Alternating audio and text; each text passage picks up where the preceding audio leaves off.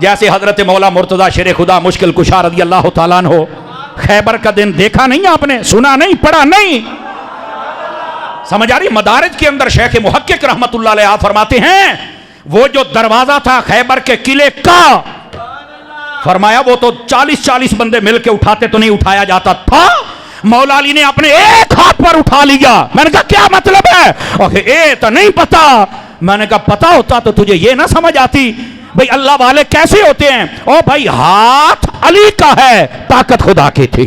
तो अर्ज ये कर रहा हूं, इसका ये मतलब है। और यहां लगे हाथों बात कहीं दूर ना चली जाए, मैं एक बात भी बता दूं, नमाजों की हिफाजत करना और नमाजों पर दवाम इख्तियार करना, अल्लाह अकबर।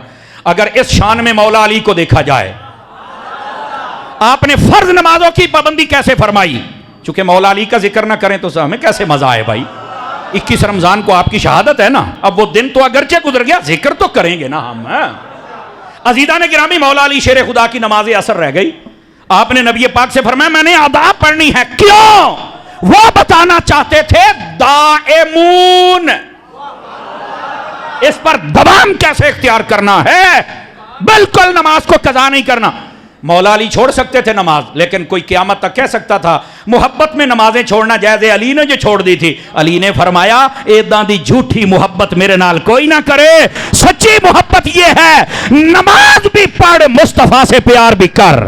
नमाज की जरूरी हिफाजत फरमाया करें, और ये जरूर फर्ज नमाजों की पाबंदी फरमाए, नफल जितना टाइम, जितना ज़ौक़, जितना शौक बने पढ़ते रहा करें। रोकने वाले बहुत आएंगे, लेकिन आपने पढ़ना है।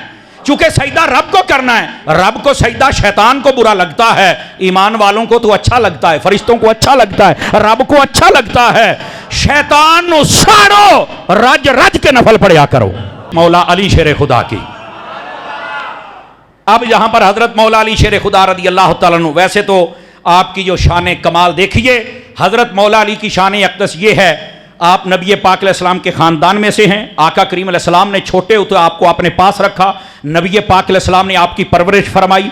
हज़रत मौला अली फरमाते जब मैं छोटा होता नबी पाक अलैहिस्सलाम के साथ चला करता था तो मक्के के वो पत्थर जो मेरे नबी को देखकर सलाम पढ़ते थे, मैं अली उन पत्थरों को जानता हूं कि कौन सा पत्थर है। ये हज़रत मौला मुर्तज़ा वो हैं जिन्होंने आका करीम अलैहिस्सलाम का कलमा पढ़ा, और बच्चों में सबसे पहले कलमा मेरे मौला अली ने पढ़ा था, याद रख।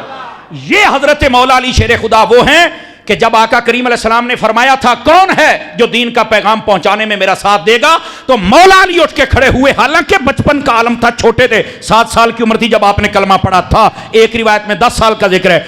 आपने फरमाया या रसूल अल्लाह सल्लल्लाहु अलैहि वसल्लम, मैं अगरचे छोटा हूं और बज़ाहिर दिखने में मेरे जिस्म में अभी वो कुव्वत नहीं है, बज़ाहिर दिखने में मेरे पास इतना माल भी नहीं है, लेकिन आपने कहा है दीन के लिए, हक के लिए कौन खड़ा होगा?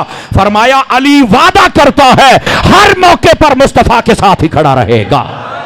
ये है हजरत मौला अली शेर खुदा, और ये वो मौला अली हैं जिनके बारे में मेरे आका करीम अलैहिस्सलाम ने फरमाया ज़िक्र अलीयन इबादतुन, अली का जिक्र भी इबादत है।